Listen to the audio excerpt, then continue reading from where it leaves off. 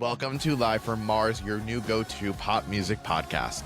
My name is Alex. You may know me as Mars, Vinyl by Mars from TikTok, Instagram, this podcast even. That would be incredible. And today's episode of the podcast is going to go through the highlights of this week's New Music Friday, what's happening in the music industry right now, from Record Store Day to what the optimal time is to release a potential song of the summer contender. I'll give you my thoughts and reviews on this week's New Music Friday, including new releases from Miley Cyrus, Joe, aka Joe Keery, aka Steve Harrington from Stranger Things. Yes, he is a musician, and yes, his music is so good. A little spoiler alert there. And the return of the inescapable Ed Sheeran with a new single Azizam. We'll talk all about this and his upcoming album plans in a bit. But if you listened to last week's episode, we celebrated hitting 100,000 followers on TikTok, which is so unbelievably crazy. I'm still processing the number and all of that comes with it. Thankfully, TikTok was not actually banned this week. We seem to have another 75 days to figure out what the hell is going on. And because of hitting 100K, if you listened to last week's episode, I promised we were going to do a little bit of an Ask Me Anything in this week's episode.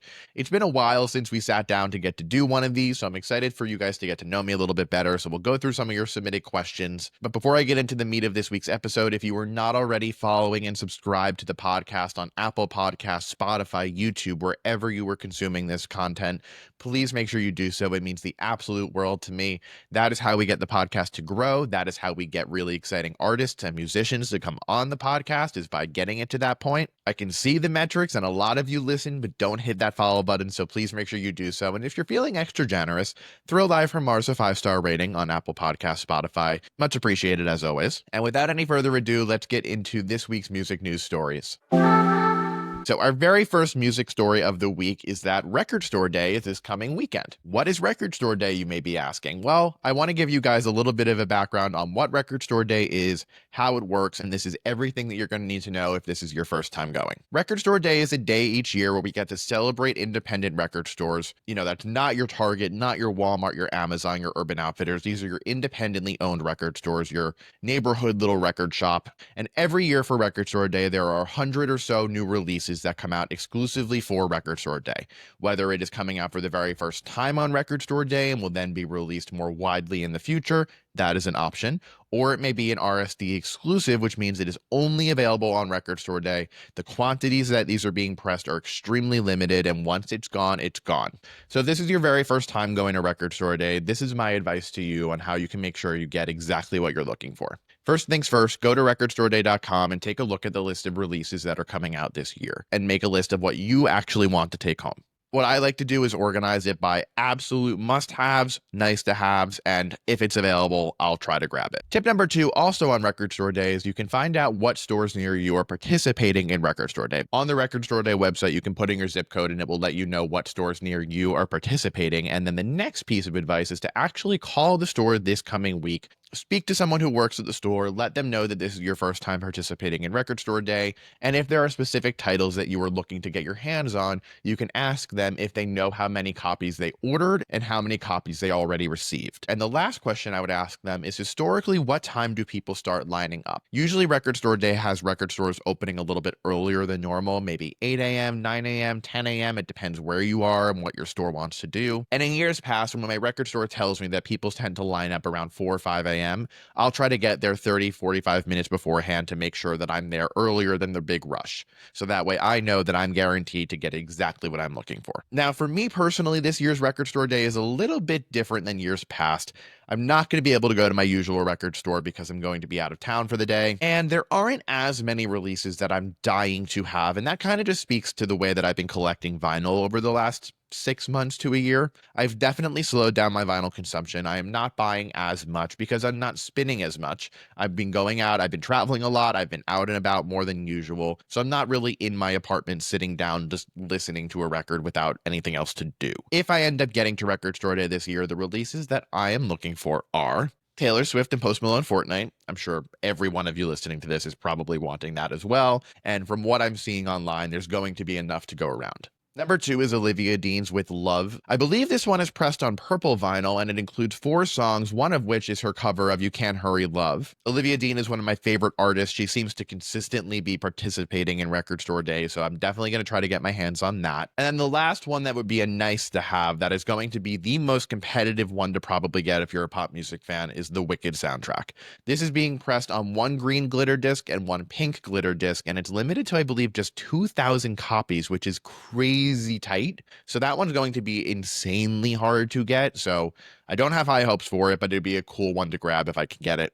But if you have any other questions about Record Store Day, leave a comment on this video and I'll do my best to get back to you. Topic number 2 is the question of the song of the summer. You may be thinking it's a little early to be talking about this, and I agree with you, but it is April. We are starting to see some early signs of potential contenders, and it made me think of a certain question. What is the optimal time to release a Song of the Summer contender? The reason why I'm asking this question is because of one of this week's new music releases, Miley Cyrus's End of the World, which we're going to get into a lot more detail on in a few minutes. I took a look back at the last few years' Songs of the Summer, and I wanted to see if there was a pattern of when they were released and how that led to their potential success. And the conclusion that I ended up coming to is that April is the month to release a potential Song of the Summer. Why, you may be wondering? Well, the weather's starting to get a little bit warmer. Depending where you are in the world, it's already getting to those warm temperatures, or you're finally getting out of the brick of winter and starting to feel a little bit more sunlight, a little bit more joy and less depression because of how dark and cold it is everywhere you go. But you also have school starting to wrap up, depending again where you are in the country. And releasing in April gives you then a full month or two to start building a song's hype and awareness before it can really take off in June and become a Song of the Summer. Lastly, you have Coachella, which is happening next weekend and the weekend after, which seems to be a great launching point for having new music come out. Huge audience in person there and watching on live stream,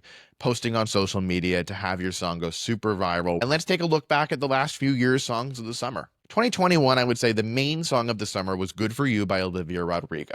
But it wasn't just Good For You, because 2021 was the year of Olivia Rodrigo's huge commercial breakthrough with Driver's License, Deja Vu, and Good For You. Back and forth all summer, I would hear Deja Vu followed up by Good For You, back and forth, back and forth. And guess when Deja Vu came out? April 1st, 2021, followed up with Good For You on May 14th, 2021. So right around that same sweet spot. But look at the next year, 2022, the Song of the Summer was Harry Styles' As It Was, which has gone on to become one of the biggest songs of not only this decade, but streaming hits of all time. Guess when As It Was released? April 1st, 2022. I will admit that 2023 doesn't exactly fit this pattern, because you have songs like Flowers by Miley Cyrus and Last Night by Morgan Wallen that came out in January that were such gargantuan hits that they lasted the entire year. But you also have songs from the past coming up like Cruel Summer by Taylor Swift that, because of the Eras Tour opening with Cruel Summer essentially, and the mass appeal moment that the Eras Tour was in 2023, Taylor Swift officially released Cruel Summer, a 2019 song, as a single in June 2023. So this one was a little bit more all over the place, but look at 2024. 2024, the 2 songs that really stood out to me as being the clear songs of the summer, and granted, there are a few other contenders here, were Shaboozie's A Bar Song Tipsy, which is still on the charts and still killing it.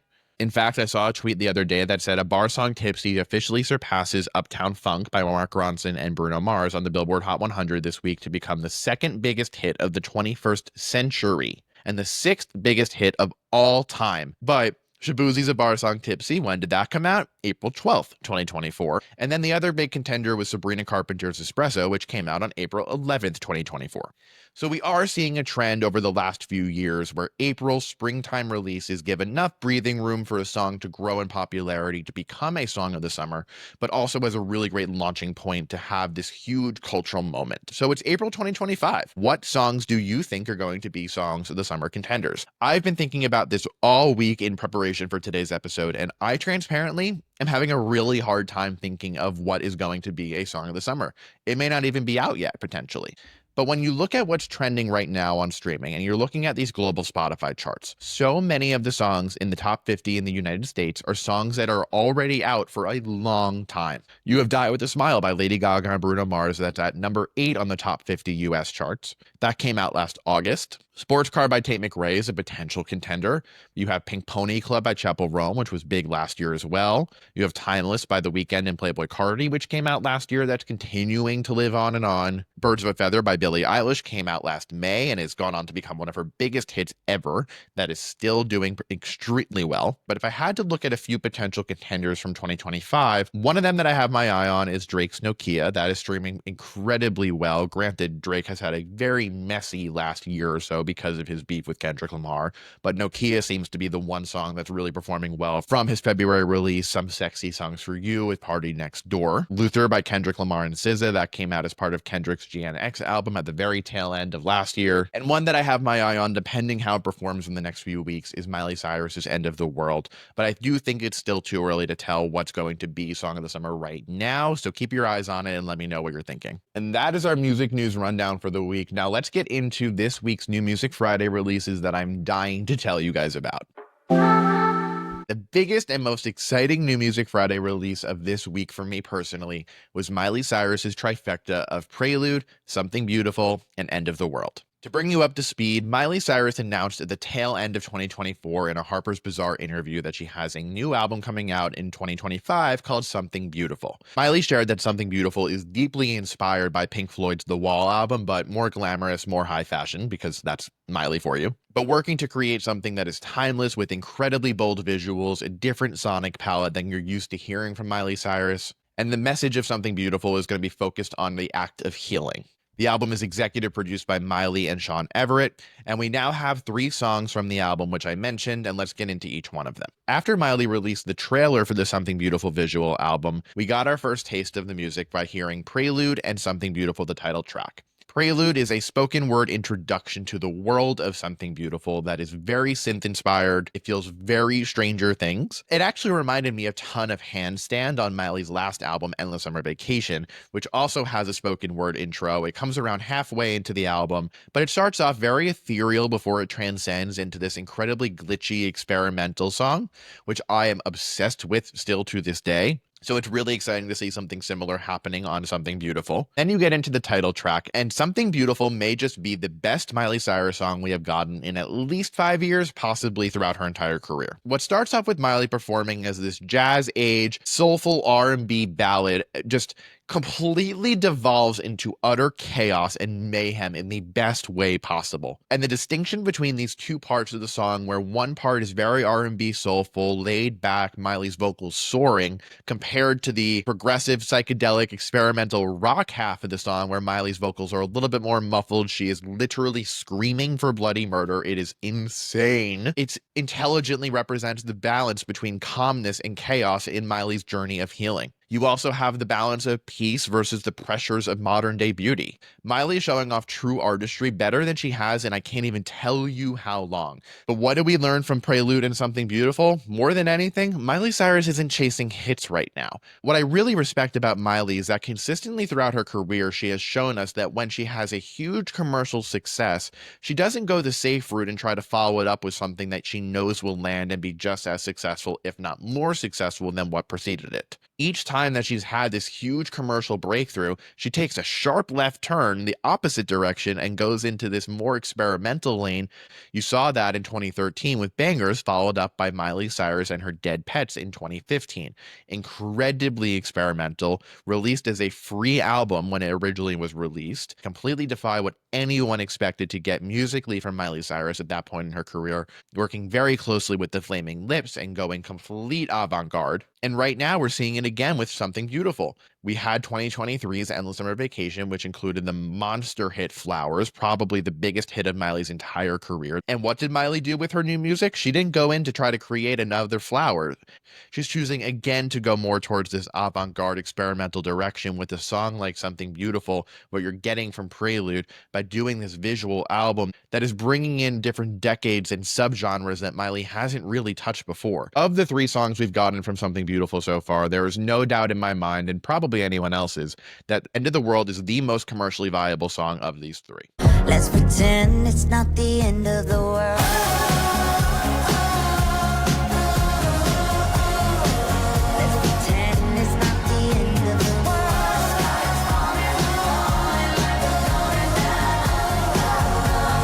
is a disco-infused escapist anthem that is pretty much ABBA meets the apocalypse. Apocalyptic hits have had their home in pop music for a very long time, the biggest of which coming to my mind is Britney Spears' 2011 hit, Till the World Ends. End of the World is bringing in 70s funk, those piano chords that feel very at home with an ABBA Angel Eyes dancing queen moment. Her vocals are killer. It's not just built for TikTok, but there are TikTokable little moments of this song to pretend it's not the end of the world, and I'm seeing some virality there.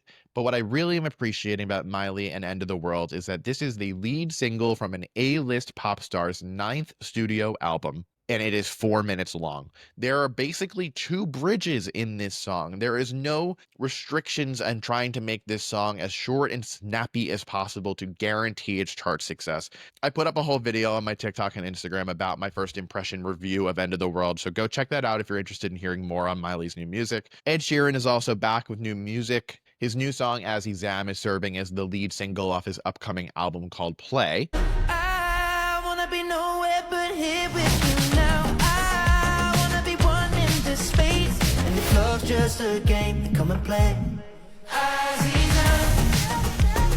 Keep me on the floor tonight. Ed Sheeran actually went on Jimmy Fallon's show this week and explained his 10-album concept, that he loves Tarantino, who said he was going to make 10 movies and then has like a side project here and there. And Ed said that years and years and years ago, he decided he wanted 2 5-album concepts. The first of which was going to be the mathematics section, which includes his albums plus, subtract, divide, multiply, equals. And now he's going into the remote control era, where his new album is going to be called Play, and then the additional 4 albums are going to be Pause, Rewind, Fast Forward, and Stop. Now, Azizam has been teased over the last few weeks by Ed on social media. I was lucky enough to get this little box that says press play on it that includes a vintage iPod Shuffle that's pink, because that is the color of the new era. And on this iPod Shuffle is a message from Ed and a little bit of a snippet of a few songs on the upcoming album. I think this is such an incredible marketing technique. I'm really a big fan of this. It makes you feel like you're part of the release strategy, which is just so exciting if you're lucky enough to get one of these. Now, when you're listening to Azizam, you're probably thinking, yeah, that sounds like a decent song that I would dance to or enjoy when it came on in the car as I'm driving to and from work, whatever. It's very safe. It's a smooth song. It's very Ed Sheeran-y, but that's kind of the issue that I have with it, is that it sounds just like most other Ed Sheeran songs. They're all very easy on the ears and clearly made songworms to get stuck in your head to be streamed over and over again. And the fact that one guy is able to create so many of these types of songs is really impressive. But when I'm sitting down in this chair and I'm talking about a song like Something Beautiful by Miley Cyrus and Azizam by Ed Sheeran, there's such a difference here.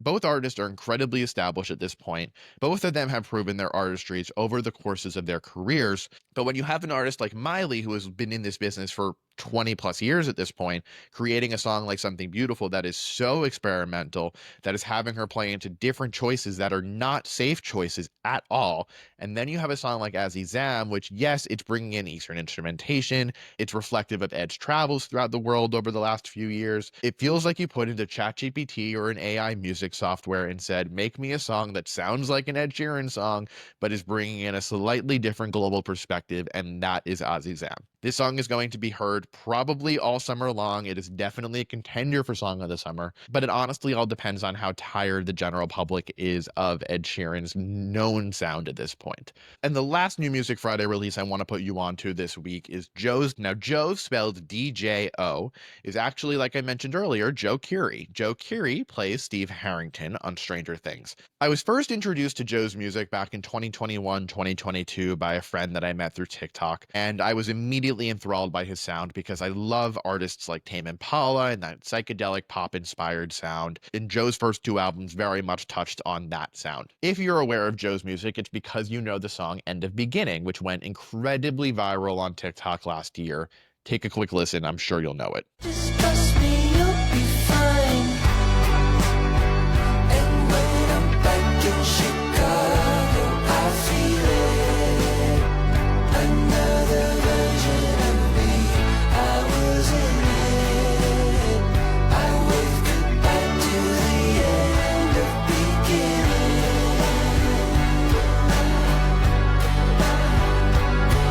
Now, following the global success of End of Beginning and going through a breakup and the end of filming Stranger Things after so many years, Joe is back with a brand new album called The Crux. This is the follow-up album to 2022's Decide, which is one of my favorite albums of this decade so far. But The Crux actually takes a giant step to the side from Decide. It's not tapping into those same like psychedelic synthy moments. It's more heart, it's more organic instrumentation. It feels more earthy, it feels more timeless, and I'm loving this album.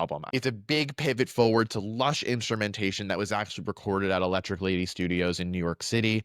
It's an incredibly famous recording studio from artists like Jimi Hendrix to Taylor Swift. And everything about The Crux feels so much warmer than Decide did, even though the backbone of this album is rooted in a huge period of change and elements of sadness for Joe going through a breakup and ending this chapter in his life that's been making up the last 10 years of it. This album is warm and textural and soulful and softer. The lyrics here are way more vulnerable and transparent than on his prior music. They're incredibly open emotionally. A song like Potion, which I think is the one that I'm returning back to the most, feels very much in the lane of Fleetwood Mac, 70s inspired. You have a song like Charlie's Garden, which is named after and actually includes a voice note from Charlie Heaton, who plays Will Byers' brother. I'm forgetting his name on Stranger Things, but Charlie, his girlfriend Natalia, who plays Nancy on Stranger Things, and Joe shared neighboring houses in Atlanta while they were filming Stranger Things, their backyards touching, and Joe would see Charlie hanging out in the backyard while they were taking breaks from filming. The song is paying homage to the Beatles and very much fits into that Abbey Road 60s style sound. You have two songs like Fly and Egg, which are definitely two highlights of the album for me. I'm continuously going back to them. Definitely worth a listen. But make sure you drop a comment and let me know if you've listened to the album. I want to know what your favorite song is. I can add it to my playlist if you guys are interested. So make sure you chime in. Let me know your thoughts there. And that is our New Music Friday roundup. Now, our last segment for the day is what was promised in last week's episode. In honor of hitting 100,000 followers, I asked you guys in my broadcast channel on Instagram to ask me anything. This is your opportunity to get to know me better as Alex, as Mars, to understand my music taste a little bit better, to ask burning questions, whether it's a thought on a certain song, what my favorite albums of all time are, what concerts I have lined up. So we're going to get into some of these questions. I went through and cherry picked the ones that I thought would be the best conversation pieces. Obviously can't answer all of the questions, but these are a few of them. And if there are other questions that you want to know about me, still make sure you send them in. I will definitely take a look at them and maybe do another Ask Me Anything depending on how much you guys like this one. So the first question we're going to talk through, someone asked what concerts I have lined up for this year. Now, what should come as a surprise to nobody is that I am a huge fan of live music. I love going to concerts. I love seeing an artist when they're smaller and starting off and playing to a group of maybe 500 people, but then I also love being a part of the massive spectacle of a stadium show. Now, I actually have a list in my phone of all of the concerts I've ever been to, and as of now, I've been to 55 shows in total that I at least are top of mind remembering as I'm putting them on this list. And in 2025 so far, the only show that I've seen is Sophie Tucker did a DJ set at a Dove event I was at last week, and they were awesome. But the 4 shows that I have coming up in 2025 are I'm seeing Andrew Bell in June. Andrew Bell is an indie artist who I've been loving since I think 2010. I found him because a lot of his songs were in the background of really pivotal moments in like teen TV shows. I'm talking a show like The Vampire Diaries or Castle. If you remember Castle, you're a real one. Andrew has been one of my most consistent listened to artists over the last 15 years now, but I've had this incredibly difficult relationship with Andrew Bell's live shows because every time that he ends up coming to the city that I'm in, I always miss him by one day, where either I'll have left for a vacation the day before, or I get back from a trip the day after he's here. I did get to see him one time, and he's coming back again in June, so I'm excited to see that show. Now, the other 3 shows I'm seeing this year are Beyonce's Cowboy Carter tour, which I'm so excited to see live. I haven't really missed a Beyonce show in the last decade, so I'm excited to see how this one stacks up to Renaissance and Formation and so on. I'm actually seeing The Weeknd for the second time on this After Hours Till Dawn show. I saw him back in 2022. It was my favorite show, I think, of 2022. It's one of my favorite shows I've ever seen live. And now with Hurry Up Tomorrow being out, I'm curious to see how he's going to bring those new songs into the After Hours Till Dawn universe and having this complete trilogy brought to life on stage. And then just this past week, I was lucky enough to get tickets for Lady Gaga's Mayhem show. So very excited for all of these. Hopefully there'll be more added to the list, but that is my concert roundup. One of you asked a more personal question and asked, how did your college experience impact your current career path? That is a really interesting question because back in college, I was in the business school at my university and majored in marketing marketing, strategy and management consulting, and a primary concentration that kind of acted between a minor and a major in film and media management. Outside of music, I am a huge movie person. I love watching all of the Oscar contenders every year. Since graduating college, I've been able to work in a bunch of different industries, from e-commerce to media to fintech. But my passion for music was always my number one thing, but I always was told if I wanted to work in music that I would have to start at the very bottom of the corporate ladder, making very, very little money, that I could not afford to live in a major city on that salary. So I consistently ended up choosing corporate jobs that were technically safer options. But because I've consistently not been able to have a corporate job that aligns with my personal passion, that is why I started posting social media content, because it gave me the creative outlet to talk about the things in music that I love so much without it being tied to my wallet. Posting on social media kind of became the hobby that I never knew I needed so badly. And here we are 4 years later with 100,000 followers, a podcast. I am working to build this personal brand as best as I possibly can. And to be completely transparent, the podcast is really the key to it, which is why I'm putting so much time and effort into it. Everything I'm doing that you guys are seeing with music and social media has literally nothing to do with anything that I took from college, other than maybe a few marketing classes here and there about brand management. I had no experience working in social media. I had no idea how to start my own brand, and everything has been self-taught just from watching other videos on TikTok and YouTube and trying to learn as much as I can about the space and how to be successful in it. And podcasting is a whole other can of worms that I'm still working to understand, but is incredibly exciting. And hopefully this gives some of you who are feeling a little bit stuck in your career, I am too at times, that whatever you put money into with a degree in university and college does not necessarily need to be what you end up doing forever. Now, a more serious question that I want to talk about is, someone asked, are you still making vinyl content in Drive? All right, let's talk about it. The short answer to that is yes, I am still making vinyl content. The long answer to that is a lot less frequently than I used to. And I'm sure if you've been following for a while, you can kind of tell that there's been a lot less vinyl content and a lot more music, more general content. That is a direct reflection of not only my spending habit, also my personal interests. Vinyl, since I started collecting, has become significantly more expensive. When I first started collecting, you could probably get a 1 LP for $20, $25, and a 2 LP was $30. Now you can get some 2 LPs for like $50, $60. It's ridiculous how much more money vinyl costs now than it used to, even just 3-4 years ago. And also, like I mentioned earlier, I've been traveling a lot more for weddings and trips and events, and I'm not as much in my apartment other than when I'm working. I'm more out and about, and that doesn't allow me to, put something on my record player and sit here and just listen to it for the duration of the album. So I'm trying to make a more conscious effort to only buy the albums on vinyl that I truly love every song on, that I would sit down here for 40 minutes and just zen out and listen to that album, which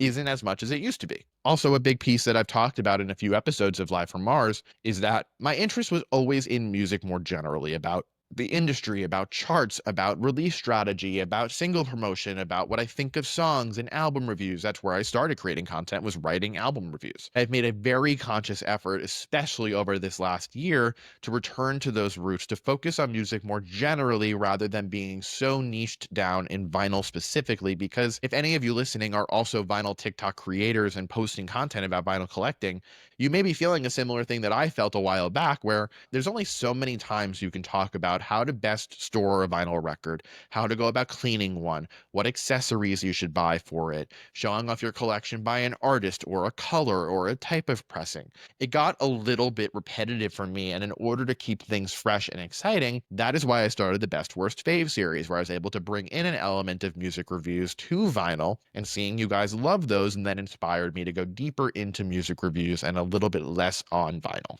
So there will always be an element of vinyl on Vinyl by Mars. It just isn't as frequent as it used to be. But if there's something specific vinyl-wise that you guys do want to see, let me know. But in 2025, I'm really focused on how I can grow Vinyl by Mars to be more than just a music brand. There are other things that I'm really interested in, like photography and fashion and fitness and just general lifestyle. A lot of you ask about what happens in my day-to-day life that I'm working on ways to bring you guys into. So that is definitely a priority as I look to grow this brand further and further, that I'm interested in bringing you along on the journey for. If there's anything that you guys are like dying to see content wise, definitely chime in, leave a comment. But let's go into the next question. Someone asked, what is an example of a no skip album? Meaning that you can hit play on that album and listen from top to finish without skipping one single song on it. I have two that came to mind immediately, but I do want to know what you guys are thinking, so let me know. And these are my thoughts. My go-to answer for this question has always been Britney Spears' Blackout. I truly believe that Britney Spears' Blackout album is not only her best album, but it is also a quintessential pop album of the last 50 years. Without an album like Blackout, you would not have Lady Gaga's Just Dance. You would not have Charlie XCX. You would not have Selena Gomez. You would not have Sabrina Carpenter if Britney Spears did not exist either. Britney Spears is the blueprint for a modern day pop star, and Blackout saw her at her most creatively controlled despite the most chaos ever happening in her life. Blackout drove so much of the inspiration behind the late 2000s and the early 2010s sound of pop music, bringing in electronic music and showing what was happening in Europe in the clubs, bringing that to the United States in the form of a mainstream A-list pop hit like Gimme More, like Piece of Me, like Break the Ice. The album stood in stark contrast to the sound of pop music in the years prior to it, embracing a darker, more electronic and processed sound. Producers like Danja, Timbaland, Bloodshy, and Avant were creating sounds that went against the formulaic mode of pop music that had traversed the early 2000s. Every song on Blackout contributes to the mood that is set here. Rebellious, it is dark, it is provocative, it's seductive, it's chaotic. And despite the album being incredibly filtered to have Britney's vocals processed into oblivion, trying out experimental dance trends, this album has no filter when it comes to lyrics. She is revealing her bold, honest truth, especially on songs like Piece of Me and Why Should I Be Sad. There is no obvious weak link here, and Blackout for me is a no-skip album. The other answer that I like to give to this question is a more recent album, and it is Taylor Swift's Folklore. Folklore is my favorite Taylor album, so this is obviously coming with a little bit of bias, but when you ask the question what a no-skip album for me is personally, that is exactly what you're going to get. Folklore, simply said, is the album that I always dreamed that Taylor Swift would make, but never thought she would. And in complete honesty, coming off of the heels of Lover, which I was not in love with at all, because the highs of Lover are so incredibly high when you have a moment like Cruel Summer and False God, but then on the same album you have songs like Me and You Need to Calm Down that are just not good. Like, they're just not good Taylor Swift songs. They're not good songs, period, in my opinion. And after being so whiplashed by Lover, coming off of an album like Reputation that I loved so much, I was kind of at a standstill with Taylor music. I didn't really know where she was going to go forward from here, especially in the pandemic, given her plans to tour Lover were canceled and everyone's plans in the music industry were having to be forgone. Taylor coming to the table with Folklore in the middle of a global pandemic, reflecting the isolation and the sadness and the emotion that all of us were feeling being isolated for so many months. Folklore allowed Taylor's greatest skill to take the driver's seat, and that is her visual storytelling and lyrics. And for the very first time, Taylor was not having to be autobiographical in her music. Now we know years later that a lot of these songs were directly inspired by what was happening in Taylor's life at the time. She masked it by giving characters names like Betty, and you have Cardigan and August in that love triangle. You have The Last Great American Dynasty telling the story of Rebecca Harkness, who actually owned Taylor's house in Rhode Island before Taylor did years prior. You have a song like Epiphany that is drawing a comparison between Taylor's grandfather fighting in World War II to modern day healthcare workers living and working during the pandemic. Folklore is so deeply introspective. It is like a warm, cozy sweater you're wearing on a gloomy, rainy summer day. I think Taylor's songwriting is the best it's ever been on Folklore, and I know people are going to clap back and say, well, the Tortured Poets Department exists, and I would say, no, Folklore exists. And the lyrics here are so deeply vivid and poetic, and her songwriting here is masterful. Being able to make someone feel the exact emotion that she's describing and picture the exact image that she's writing about in your head is such a powerful skill that Taylor has, and I don't think it ever shines brighter than it does on Folklore. Like Blackout, it has a very cohesive mood that is set between production by Aaron Dessner and Jack Antonoff. You can definitely, if you listen closely enough, tell the difference between which tracks are Aaron tracks and which tracks are Jack tracks, but they do fit together very, very well. This style of production is what I always dreamed of Taylor Swift doing, basically actually kind of creating an album like Andrew Bell that I loved so much for so many years, mixing that with the sounds of Bon Iver and indie dream pop. Now, there are definitely weaker moments in air quotes on Folklore. However, not a single song on this album deserves to be skipped. What I loved when it came out, and what I still love to this day so much about Folklore, is that it sounded nothing like anything everything Taylor had done in her career up until that point. And I've said it 100 times that is what I'm looking for from my favorite artists when they're taking creative risks, trying out something new. So those are two non-skip albums for me, Blackout by Britney Spears and Folklore by Taylor Swift. Staying on the Taylor train, somebody asked, what new music are we going to get from Taylor Swift in 2025? Is it going to be TS12 or is it going to be the remaining two re-recordings, Reputation and Debut Taylor's versions? I have no idea. Whenever you think you've figured out what Taylor's plans are, she will always throw you for a curveball. Back in 2024, when she actually announced the Tortured Poets department at the Grammys, everybody thought that day that she was going to be announcing Reputation Taylor's version, and we were all wrong and looked like clowns. And she actually released a brand new album, but now looking at this pattern that's been established, where you have in 2021, you have two re-records, Fearless and Red Taylor's versions. Then in 2022, you had a new album, Midnights. Then in 2023, you had Speak Now and 1989 Taylor's versions. And in 2024, we got a brand new album called The Tortured Poets Department.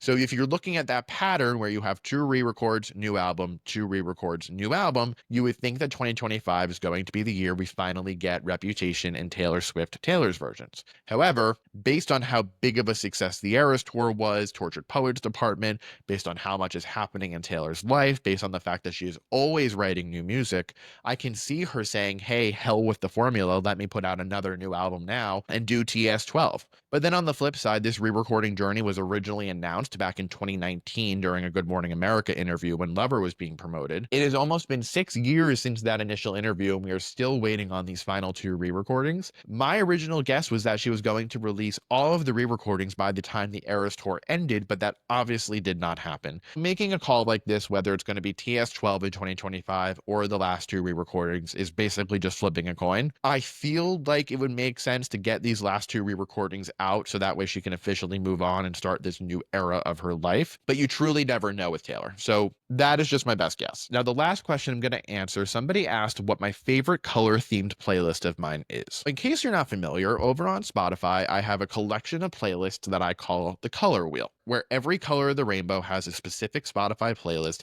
that is very much focusing on a certain mood that I associate with that color. So red for me is anger. Orange is like dead heat of the summer. You're driving home from the beach. You feel a little bit sunburnt. Your skin is a little tingly. The top is down. You feel the wind blowing through your hair. That is orange. Yellow is just pure happiness. Green is like a spring picnic in the park. Blue is sitting out by the ocean. Purple is you're getting ready to go out and you're partying. Pink is love.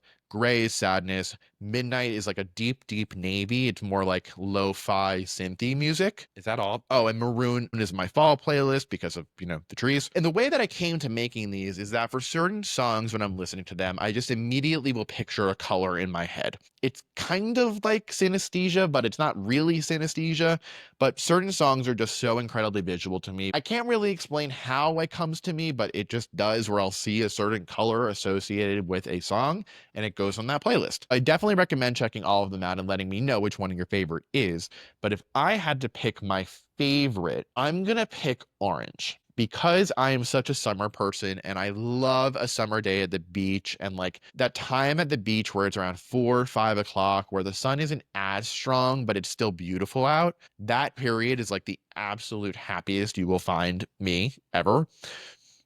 And orange reflects that exact moment for me. So those songs I definitely gravitate towards, especially during the summer. I don't return to it as often during the winter unless I'm on vacation or depressed and thinking about how great summer's going to be coming up. So orange is probably my favorite, but the other one that I really love is Macchiato. It's essentially my coffee house playlist. So when I'm working from home or just out for a walk on a chill, like nice sunny day, I'll throw Macchiato on. It's more stripped back, soulful music, more acoustic leaning. Sometimes it's just nice to listen to music with a very clear vocalist and upfront lyrics and a nice acoustic guitar. So those two are the ones I probably listen to the most. Make sure you go check those out. They're all linked in my bio, or you can find my Spotify. But that is our Ask Me Anything, and that is this week's episode of Live from Mars. A few reminders before we go. If this is your first record store day, I wish you the absolute best of luck. I hope you guys get everything that you want. Let me know what you're looking for. Let me know what you end up getting. I want to hear about it. And again, if you are not already subscribed and following the podcast, please make sure you do so on Apple Podcasts, on Spotify, on YouTube. One of them, two of them, all of them. Give the podcast a 5-star rating. It means the absolute world to me. I appreciate you all taking the time to listen to this episode, and I will see you all next time. Have a good one. Bye.